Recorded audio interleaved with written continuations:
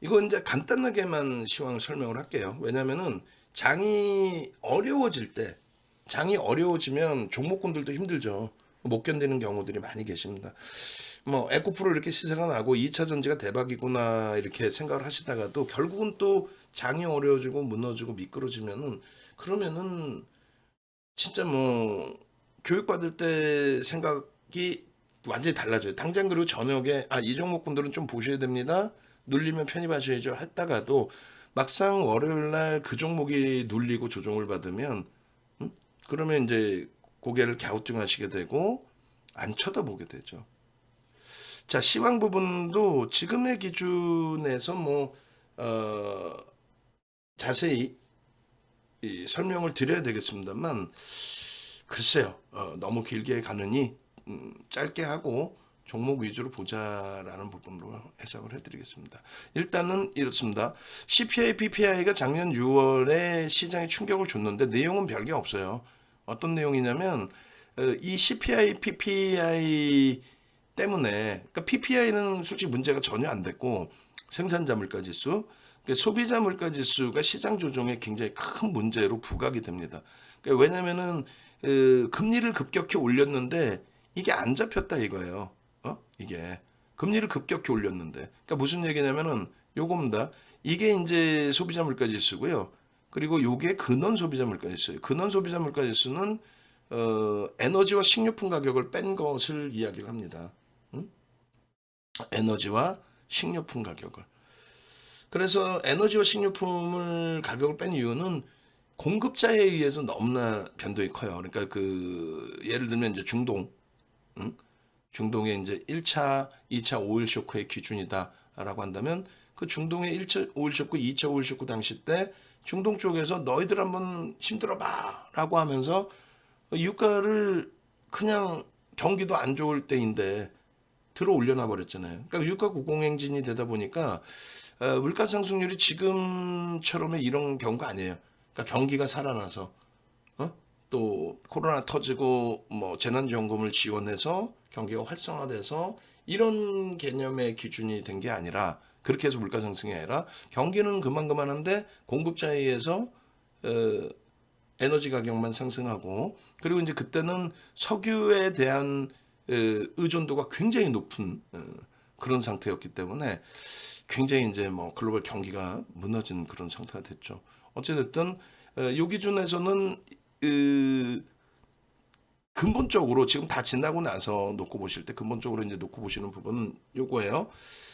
근원 소비자 물가지수는 그래서 말씀드린 것처럼 에너지와 식료품 공급자에 의해서 문제가 발생되는 쪽을 뺀 나머지 공산품의 기준에서 좀 놓고 보자는 거고 일반 소비자 물가지수는 이제 전체를 다 포함시킨 겁니다. 그래서 생산자 물가지수도 두 가지가 이렇게 공존을 하는데 생산자 물가지수는 에너지와 식료품까지 다 들어간 거를 사실상 보고요.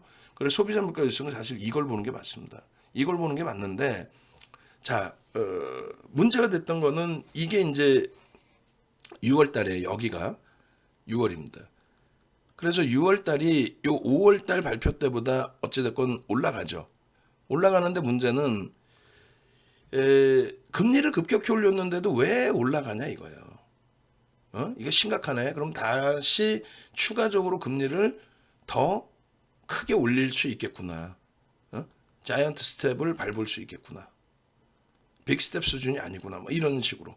그런데 이때 당시 윤정도가 말씀드렸던 거는 자 여기까지는 그럭그럭하다고 치는데 그 밑에서부터의 그 각도가 굉장히 빨라져 있을 때에도 뭐 저기까지는 그럭그럭하다고 쳤을 때 여기까지 있죠. 첫 번째 저 세로줄 거는 여기까지가 2022년 1월입니다. 굉장히 가파르게 올라온 건 저거예요, 사실은. 2021년, 22년 1월까지 무지하게 가파르게 올라오는데 문제는 저렇게 가파르게 올라와도 결론적으로 다우지수, S&P 500 지수, 나스닥 지수는 사상 최대치 고점이었어요. 사상 최대치 고점을 넘기고 있는 그런 과정이었어요. 그런 과정 속에서의 흐름이란 말이죠. 응? 그러니까 이렇게 가파르게 올라와도 실질적으로 큰 문제가 되지 않는 물가 상승률이었다. 그러니까 경기가 그만큼 굉장히 좋았는데 바이든 대통령 당선되고 나서 뭐 트럼프 대통령이 당선돼서 똑같을 거예요. 경기 부양책이 너무 이제 많이 나갔기 때문에 돈이 많이 풀려서 물가가 오른 상황이니 긴축을 해서 이제 좀 걷어들이자. 경기는 이제 좀 살아났고. 그렇게 이제 긴축을 하던 시점에 경기 부양에 대한 내용을 또 선거 공약으로 내세운 거잖아요. 트럼프 대통령이나 바이든 대통령이나 트럼프 전 대통령이나 바이든 대통령이나. 그러다 보니까 이제 그 인프라 구성을 하겠다. 이제 성장을 시키겠다. 경기를 다시 성장을 시키겠다라고 해서 2조 달러를 승인을 시켜서 돈을 뿌리죠. 경기 부양책의 기준으로. 그러니까 한쪽에서는 긴축을 해야 된다고 그러는데 선거 공약이기 때문에 2조 달러를 뿌리겠다고 약속을 했기 때문에 그 돈을 의회 승인을 받아서 실질적으로 뿌립니다. 그러다 보니까 이제 긴축을 제때 못한 거죠. 그러다 보니까 이렇게 가파르게 올라와도 일단 뭐 경기가 좋은 상태에서의 물가 상승이기 때문에 시장의 충격은 없고 오히려 사상 최대치 고점을 찍었다는 거고. 그리고 이자락에서 문제가 됐는데 이건 문제가 안 된다라고 말씀을 드렸던 거는 PPI가 하향이 되고 있는 추세였고, 그리고 어차피 금리를 그렇게 올리면 물가는 잡혀요. 잡히는데 이제 첫 술에 배부를 수는 없잖아요. 그 올라갔을 때 시장 충격이 좀 과하게 나왔는데 보시면은 사상 최대치 고점을 여기서 찍었다고 그랬죠. 2022년 1월에. 그러다 보니까 그에 대한 차익 실현이 나온 거지. 시장이 뭐 돌이켜 보면 말도 안 되는 경기 침체에 맞는 그러한 뭐 리먼 브러더스 때처럼의 폭락은 아니었다는 거예요. 그리고 두 번째 기준은 가장 중요한 것 중에 하나가 6월 달에 이렇게 올라갔잖아요. 6월 달에. 그죠? 6월 달에 올라가서 문제가 됐는데 그럼 7월 달에는요. 더 올라갔단 말이에요. 7월 달에 더 올라갔음에도 불구하고 시장은 6월 말 종가 대비 7월 중순에 CPI가 발표되는데 6월 말 저점 대비해서 나스닥이 30% 폭등이 나옵니다. 응? 나스닥이 30% 폭등이 나와요. 이렇게 더 올라갔는데도. 언제까지? 8월 달까지 계속 날아가요. 그럼 8월 달에는 내려서 그런 거 아니냐? 미리 예측 아니냐? 미리 예측이라는 건 그런 거 없는 거고. 9월 달에 또 폭락이 나오죠. 근데 9월 달에는 보시면 CPI는 멀쩡하게 다 내려갔어요, 이제. 그런데 에너지 가격과 식료품을 제외한 쪽, 그쪽이 9월 달에 이렇게 올라와요. 이렇게. 그러다 보니까 이번에는 근원 소비자 물가 지수를 문제를 삼아요.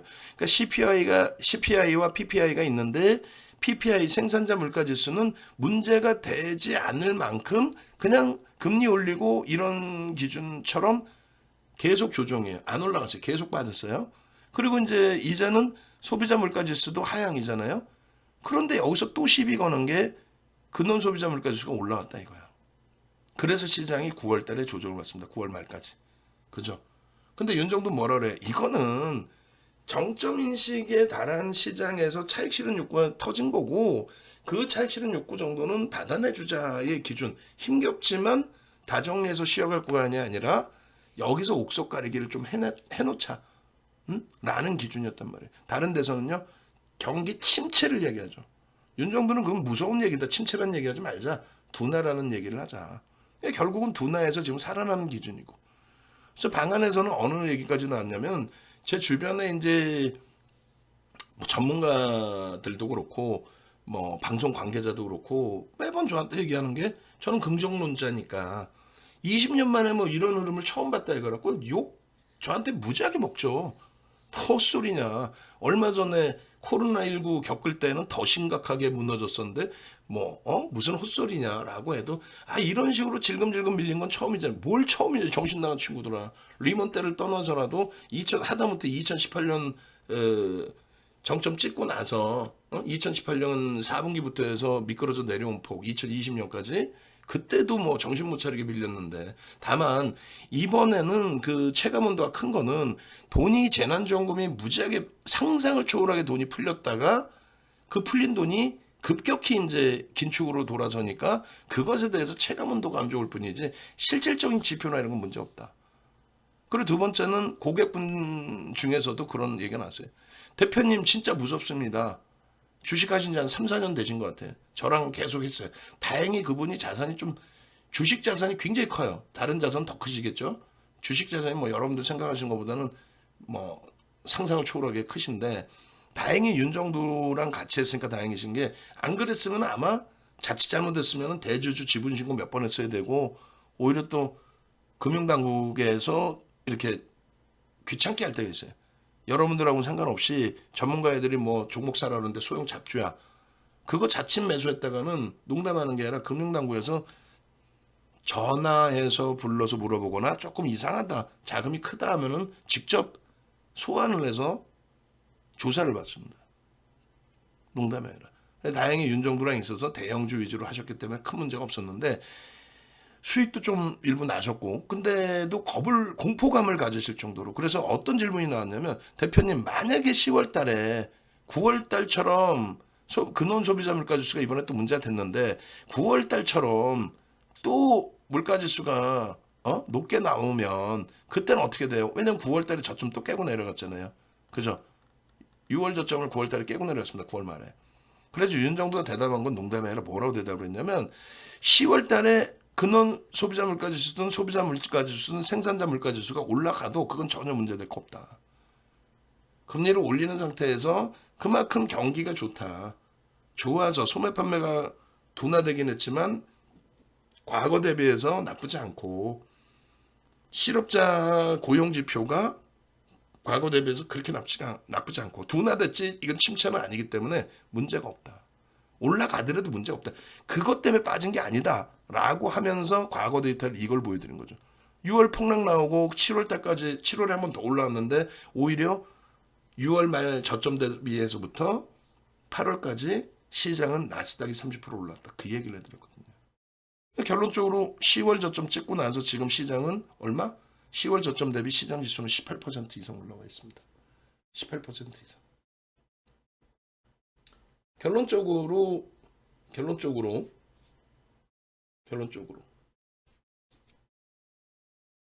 여러분들이 잠시만요. 제가 잊어버리기 전에 이거 하나만 써놓으려고. 우리 임직원 방에.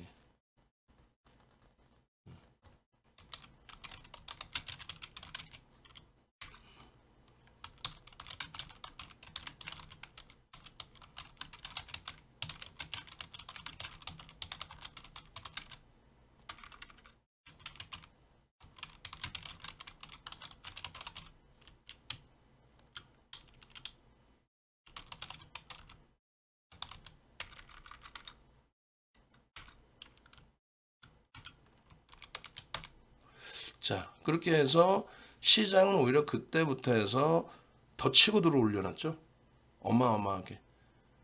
그러고 나서 이제 발표된 내용 중에 하나가 GDP가 3분기 GDP가 3%대로 플러스로 나왔단 말이에요. 그 전에 1분기, 2분기는 마이너스 성장이었는데 미국의 GDP가요 3%대로 시장 예상치도 뛰어넘고 굉장히 긍정적으로. 고용 지표도 좋았고 다 좋았어. 근데 그날 시장 폭락을 했습니다. 그 내용은 긴축 우려. 윤정도는요, 정신 나간 거다. 지표가 이렇게 좋은데 뭔 헛소리냐. 이 조정에 대해서는 매수의 기회로 잡아야 된다. 농담이 아니라. 그리고 급등 나왔고 이번에 4분기 GDP가 또 나왔어요. 4분기 GDP가 나오고 고용 지표도 긍정적으로 나왔고 소매 판매도 긍정적으로 나왔습니다. 그리고 나서 시장 그날은 폭등해요. 그러니까 아무 얘기도 안 해. 그러니까 긴축 우려감 이런 얘기도 없었어. 폭등. 그러고 나서 그 다음날 그 다음번에도 이제 파월 의장의 코멘트가 매파적인 성향의 발언이 나왔지만 시장에 급등이 나왔거든요. 그때도 별 말이 없다. 그 다음날 좀 조정이 나오니까 뭐 매파적이고 어쩌고 그런 얘기가 있었는데, 시장은 결론적으로 최근 그 지수를 보여드릴 테니까 자신감 가지십시오. 나스닥이 이때 이 자리에 놓여져 있을 때 많은 분들이 뭐 기술주가 끝났다부터 해서 별의별 얘기를 했고, 그리고 시장이 뭐 심각하다라는 표현을 했는데 그런 얘기 귀담지 마십시오. 결론적으로 뭐냐면 이게 이제 6월 이 빨간색 횡으로 그어드린 게 이게 6월 말 종가거든요. 그러니까 6월 말 종가 대비해서 또 그리고 이게 10월 저점이에요. 10월 저점에 대비해서 무너진 게 없어요. 다시 얘기한다면 테슬라가 나스닥 100종목 중에 테슬라가 나스닥 그 상위 100종목의 기준에 들어가 있단 말이에요. 근데 테슬라가 미국 전체 시장에서 시가총액이 5위입니다. 5위였어요. 지금 6위고요. 그리고 테슬라가 글로벌 시장에서 전체 시가총액 순위가 6위였습니다. 그런 테슬라가 11월 말 대비해서 70% 빠져요. 70%가 빠졌다는 거는 그렇다면 나스닥 지수가 급격한 조정을 받아야 된다는 거예요. 저점이 다 깨져야 됩니다. 안 깨졌어요. 그럼 테슬라 이외의 나머지 종목이 상당히 방어를 했다는 거죠. 나쁘지 않았다는 거예요. 사실은. 나쁘지 않았다는 거예요. 지금 여기서 보시면은 이 저점 대비해서 이 정도 위치에 놓여져 있잖아요. 물론 요 자리 대비해서는 6월 말 대비해서는 하반기에 많이 빠진 것으로 착시 현상이 나는데 뭐 착시 현상? 착시 현상이죠. 왜냐하면 6월 말 종가로만 따진다면. 그리고 지금의 위치는 요 자리에 있어요. 얼마 올라와 있어요? 9% 최대 12%까지 올라와 있었어요. 작년 하반기 6월 말 종가 대비. 그러니까 하반기 이후에 나스닥은 12%가 올랐다는 거야. 여러분들 체감 온도는 지금까지도 야 시장이 개판이야 안 좋아 국내 증시 2,500도 돌파를 못해. 근데 글로벌 증시는 상상을 초월하게 좋다는 얘기예요. 그리고 나스닥이 그렇게 부담스럽게 느껴지셨던 이유 중에 하나는 나스닥의 이 랠리가 이게 30%입니다.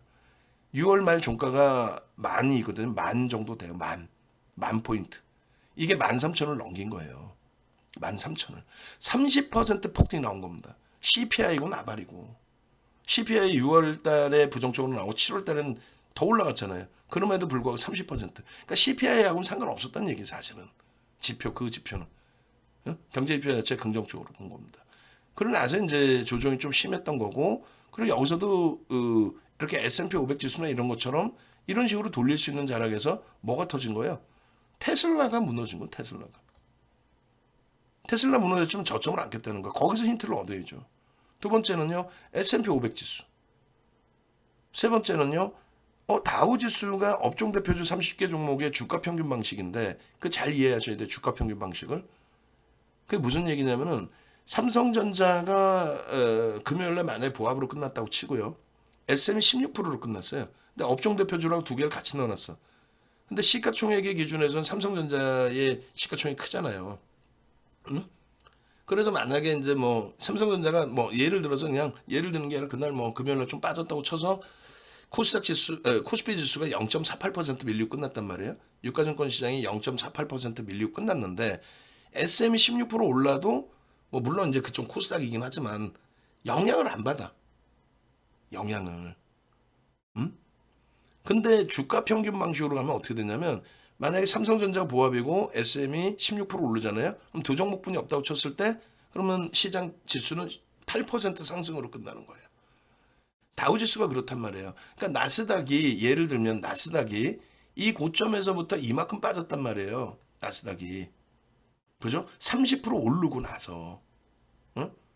그러고 나서의 흐름인데 테슬라가 이제 급락을 했고 나머지는 이제 좀 방어를 했으니까 저점 안 깬 건데 어쨌건 다우는 이렇게 올라가는 과정 속에서 얘는 더 치고 올라가요. 더 빵빵. 어느 정도 치고 올라가냐면 하반기 고점을 넘깁니다. 하반기 고점을. 그리고 지금의 위치가 사상 최대치 고점 대비해서 9%뿐이 안 빠져 있어요. 그러니까 9%라고 한다면 사상 최대치 대비 9%니까 우리나라 지수로 따지면 우리는 지금 3,000포인트 돼 있어야 되는 거예요. 사실은. 이해되세요? 그러니까 이거를 보고 힌트를 얻는 거예요. 야, 기술주가 예를 들어서 조금 어렵다 할지라도 나머지 업종군은 굉장히 긍정적이구나. 기술주가 무너지는데도 불구하고 다우지수가 이 정도 강세라면 나머지 업종은 다 좋구나. 다 좋다라는 건 지표가 좋구나. 근데 그게 우크라이나 사태가 터져 있는 독일까지도 사상 최대치 신고가 대비 지금 5% 밀려 있어요. 우리나라 지수로 따지면 3,100이야. 우크라이나 사태 기준에 가장 큰 영향을 받는 쪽이 유럽이잖아요. 그러니까 우크라이나 사태 터졌을 때도 윤정두가 유럽에서의 변동성 확장이 있을 수 있어도 우리 뭐 미국이나 아시아나 우리 쪽에는 큰 영향이 제한적일 거다. 전쟁은 무서운 거지만 기존부터 이제 뭐 중동 지정학적 리스크는 중동 쪽, 뭐 남미 쪽, 동유럽 쪽 계속 있었다. 그리고 2005년도에 브렉시트는 2006년입니다. 영국이 유로존 탈퇴하는 거 브렉시트는. 그리고 2005년도에 그렉시트라고 있었어요. 그리스 문제. 그렇게 해서 그 그리스 문제 때문에 2015년도죠. 죄송합니다. 2015년도에 그 그렉시트 때문에 그 당시에 미국이나 이런 쪽 강세를 띠는데 유럽 쪽만 못 갔어요. 근데 그거는 유럽의 문제다.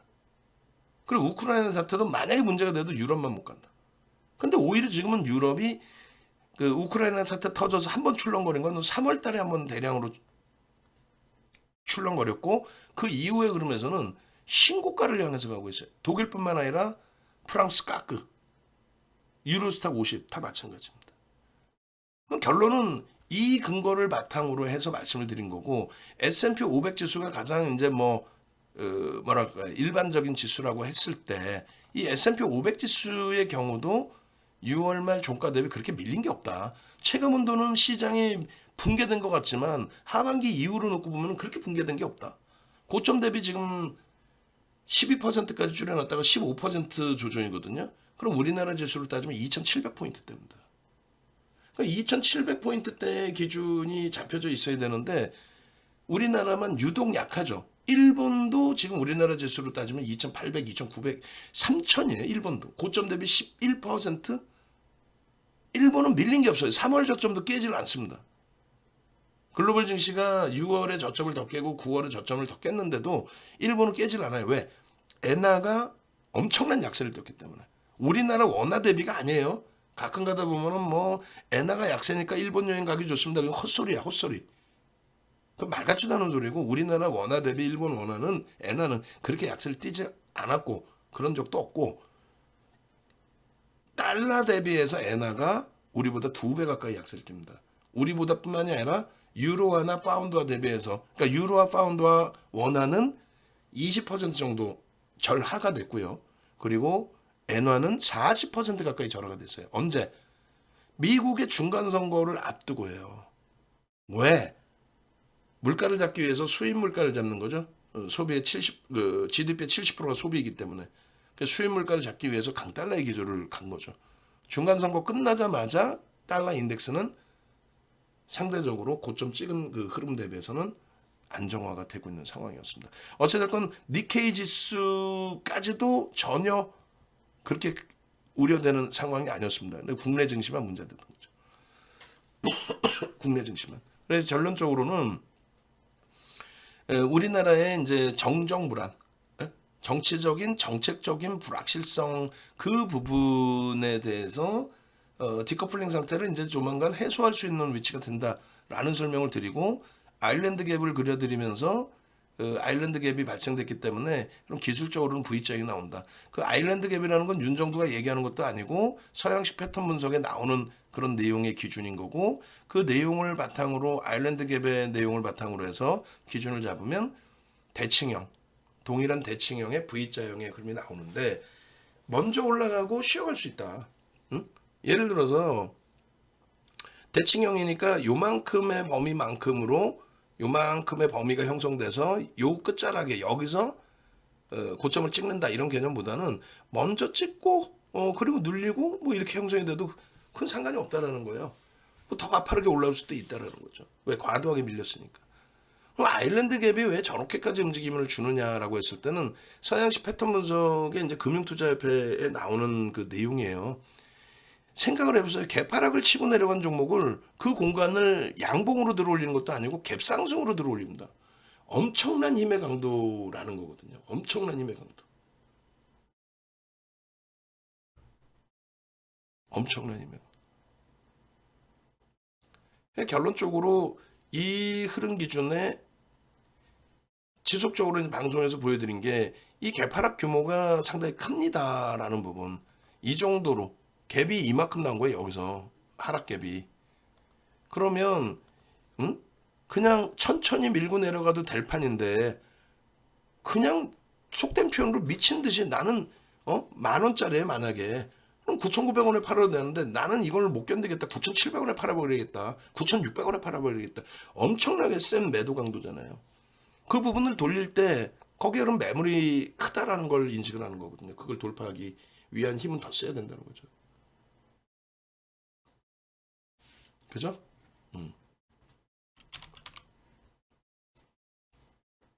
결론적으로 요 갭에 대한 부분 마찬가지입니다. 1%의 시가가 강세를 띠고 시작했다. 밀릴 때는 1.56%이고 1%가 우습습니까? 25포인트가?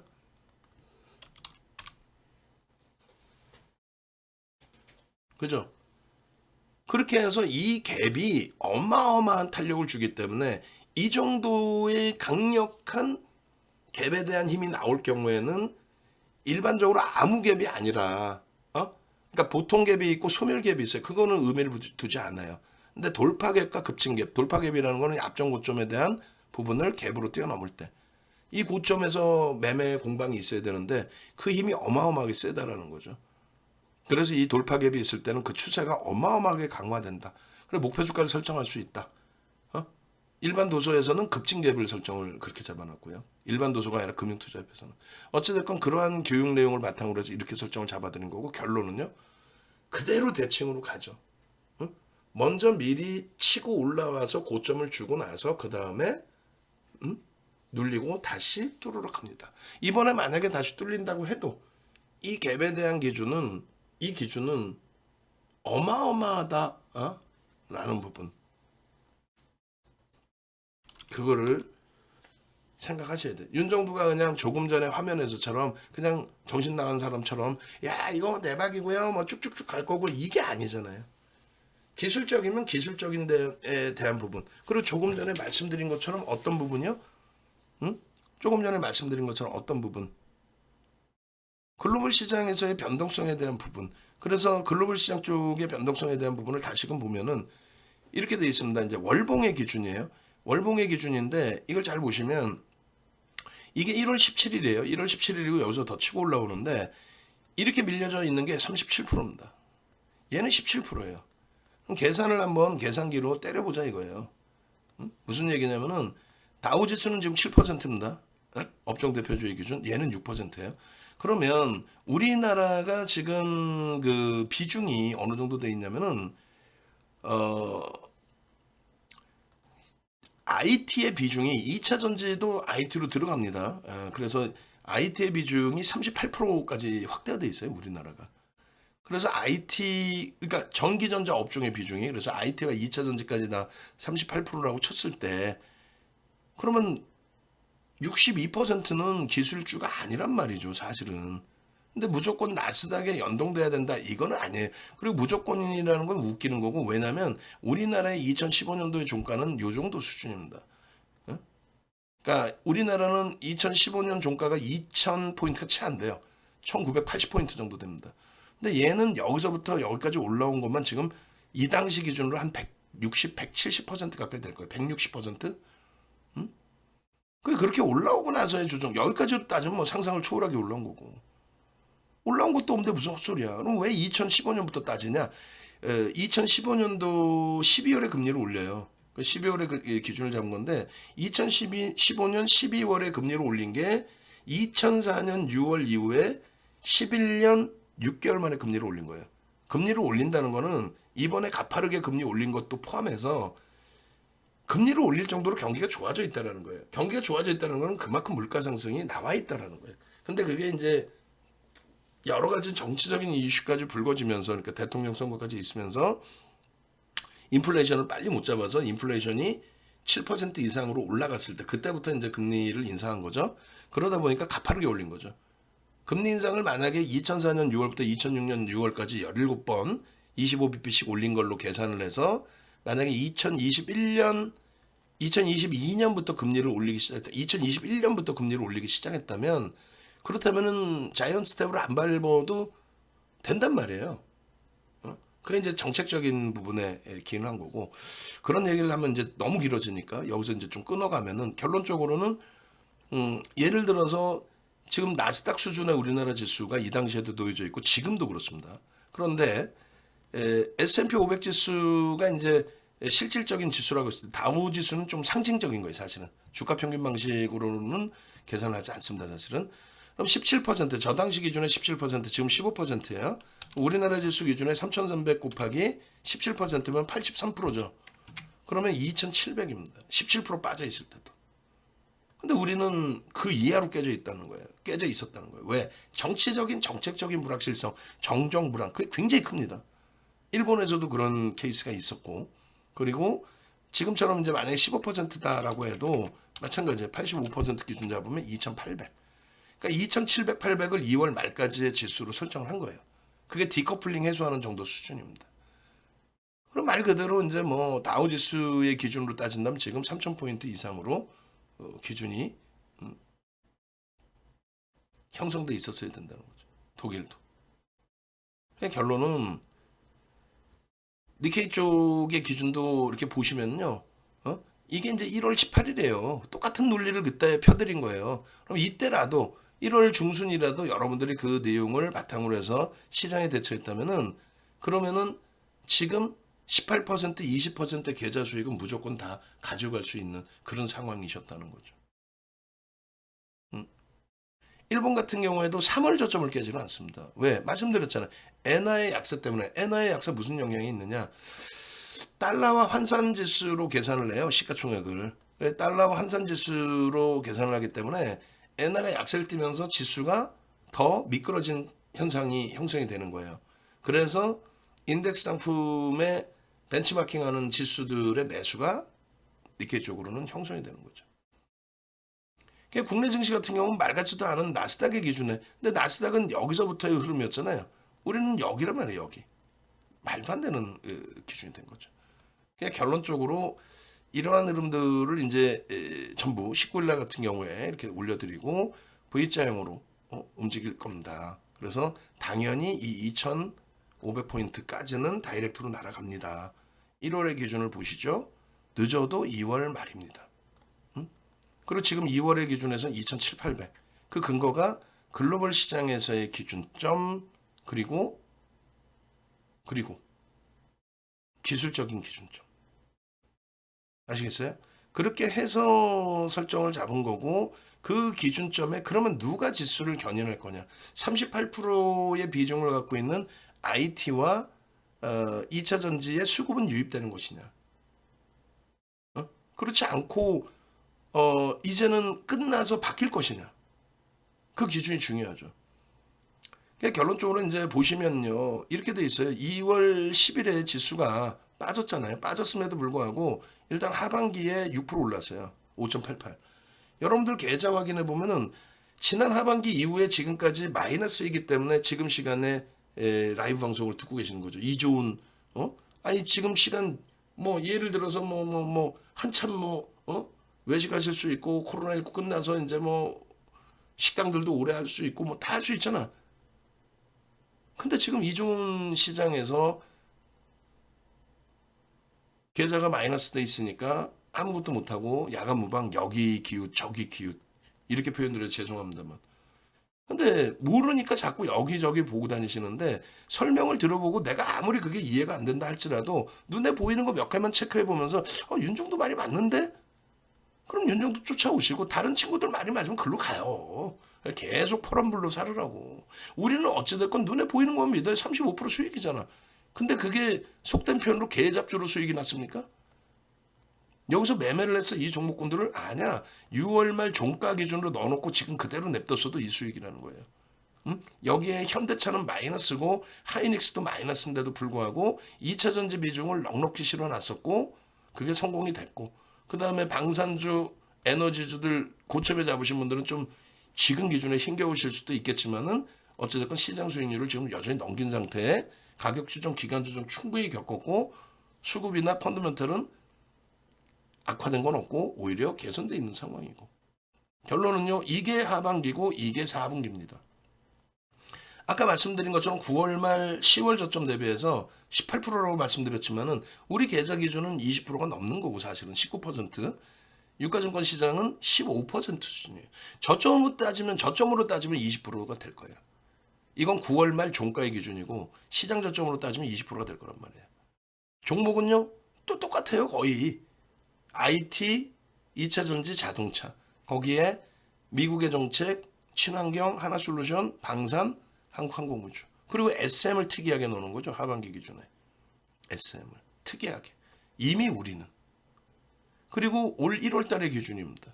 시장이 10% 이상 올라와 있는데 여러분들은 장이 안 좋다고 지금도 장이 안 좋다고 이해를 못하는 거예요. 저로서는. 응? 이해를 못 하는 거예요.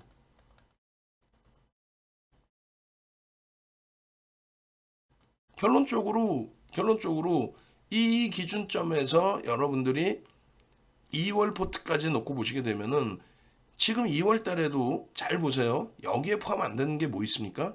여기에. 우리는 비중을 2차 전지를 늘렸어요. 늘리면서 포스코의 수익률도 벌써 이미 굉장히 1월 달에 가져갔고요. 그리고 2월 달에도 포스코가 금요일 날 급락을 했습니다만 포스코 케미칼이 여전히 수익입니다. LG화학이 좀 손실인 게 짜증스럽고 현대로템도 그렇습니다만 여기에 수익이 지금 빠져 있는 게 뭡니까? 에코프로 수익 빠져 있죠. SM 수익 빠져 있죠. 그죠? 그리고 이쪽 포트들도 마찬가지예요. 1월달 기준에 SM 지금 차익 실현 재편입한 거 1월 이후에 지금까지 누적이니까 에코프로 수익 빠져 있는 거. 또 4분기 포트 기준에서도 마찬가지입니다. 여기에 4분기라고 한다면 11월 11일 날 카카오페이뱅크 상한가 28%, 28% 상한가 이 수익도 빠져 있고 단기간에 50%의 그 수익 시가총액 8조 14조짜리에서 마찬가지 에코프로의 하반기 기준에 지난해까지 해서 10월 달에 우리가 에코프로 다 팔고 포스코 케미칼로 옮긴 거니까 그때 140% 수익에 4번 전량차익 실현 재편입 또 금양의 수익 빠져 있죠. 여기도 금양 수익 빠져 있죠. 여기도 금양은 이제 작년에 다 정리하고 지금은 다시 이제 재접근 범위이고 1월 달의 기준에 레인보우 로보틱스 빠져 있죠. 그러니까 그 수익들 다 빼고도 월말에 형성해드리는 이것도 1월 말 종가 기준으로 형성한 포트입니다. 그 형성해드리는 이 포트만 가지고도 이 수익이야. 이건 다 오픈해드리고 있잖아요. 그럼 라이브 방송에서는요. VVIP 방에서는요. VVIP 방에서 말씀드린 것처럼 2월 1일부터 에코프로 BM 에코프로 2월 6일에도 못 사세요? 아니 그러면 2월 7일부터 본격적으로 사세요. 그 수익. SM 못 하세요? 응? 개별 매매 기준으로 돌립니다. 거래량이 너무 둔화돼서 거래대금이 그 전에 10%에서도 줄여놨었고 이렇게. 근데 어떻게 해요? 1월 달에 다시 늘리고 2월 달에 추가적으로 늘리고 그리고 나서 폭등. 여러분들이 잘 보시면요. 작년 하반기 7월 1일 이후에 2월 9일까지의 누적 수급 보시면 삼성전기, 예? 하나솔루션. 그러니까 우리 주력주가 다 들어가 있는 거예요. 그리고 IT, 2차 전지까지. 누적 수익이 현대두산인프라코도 이제 거래대금이 좀 둔화돼 있어서 빼놓긴 했습니다만 현대 루텐까지도 이게 뭐예요? 이 기간 동안에 외국인 기관 쌍끌이 매수 최상위 종목입니다. 금액 기준에. 그 종목이 IT, 2차 전지, 우리 종목군들. 그리고 시간이 지날수록 하반기가 아닌 4분기 이후의 기준에서 IT에 대한 이 매집. IT에 대한 매집. 그리고 2차 전지, 2차 전지. 그죠? 현대두산인프라코. 우리는 이런 종목 위주로 또 방산의 하나에어로스페이스 또 하나그룹주의 기준. 그리고 나서는요. 1월 이후에는 이건 또 본격적이죠. 뭐가? 2차 전지 또 자동차. 여러분들이 생각도 안 하고 계시는 자동차. 2차 전지 IT. 2차 전지 IT. 그리고 요즘 많이 두들겨 맞은 카카오뱅크. 이게 주로서의 부각이 되기 시작하는 거예요. 이걸 다시 정리해드리면 2차 전지 IT 이 부분을 보시라는 거예요. 2차 전지 작년 11월까지 강력하게 그리고 12월에 비중을 줄입니다. 12월에 비중 줄였어요. 7월 이후에 45%까지 가져가던 2차 전지를 12월 1월 달에 비중을 줄인 게 얼마까지 줄여요? 20% 미만까지 줄입니다. 45에서 20% 미만. 그러고 나서 1월 중순부터 해서 다시 늘린 게 다시 40%대입니다. 포스코 케미칼 강력하게 매수가 들어간 게 1월 중순 이후 그죠? 18만 원 전후에서부터 계속 매수. 17만 6,500원 마지노선을 잡고 계속 매수. 그리고 1월 26일 날 14% 오른 날 18만 5천 원부터 지속적인 매수 얼마까지? 20만 8천 원까지. 18만 5천 원에서 20만 8천 원까지 하루에 12번 문자 나갑니다. 1월 26일 날. 그때 비중은 20%다 채운 거죠 또. 그러고 나서 거기서부터 다시 10% 이상. 그러니까 LG화학, 포스코 케미칼, 그리고 금양, 금양은 정리할 수 있어요. 지금 거래가 둔화돼 있어서 계속. 그리고 에코프로 2월 1일 그리고 2월 6일 본격적으로 2월 7일부터 문자 5번씩 나가면서 에코프로 그 당일날만 21% 폭등이죠. 그리고 우리는 21% 폭등이면 뭐해? 종가가 13%인데 전량 차익 실현. 그리고 그 다음날 두 번째 차익 실현 재편입. 그 다음날 또 차익 실현 재편입. 만약에 여기서 주춤거리면 이제 정리 끝납니다. 그렇게 해서 비중 축소해드리고 그리고 난 다음에 전략 잡아드리는 게 비중은 축소했지만 만약에 돌려질 때를 놓고 본다면 우리는 LG화학은 그대로 쥐고 있는 거고요. 포스코 케미칼 5%까지 비중을 낮춰놨는데 17만 원 손절. 이거 17만 6천 원으로 설정해 드렸어요. 나중에. 그렇게 하고 18만 원, 19만 원, 20만 원 계속 매수죠. 1순위 포스코 케미칼. 가장 덜 빠지고 가장 먼저 고점까지 올라오고. 이게 1월 19일. 응? 금양구역 20일. 그리고 나서 1월 26일 포스코 케미칼 얼마? 레인보우 로보틱스가 25일날 상한가. 포스코 케미칼은요. 26일날 14% 폭등. 시가총액 17조. 응? 그래야 18조까지 올라오죠. 목요일날 사상 최대치 신고가를 또 넘겨요. 2월 6일입니다.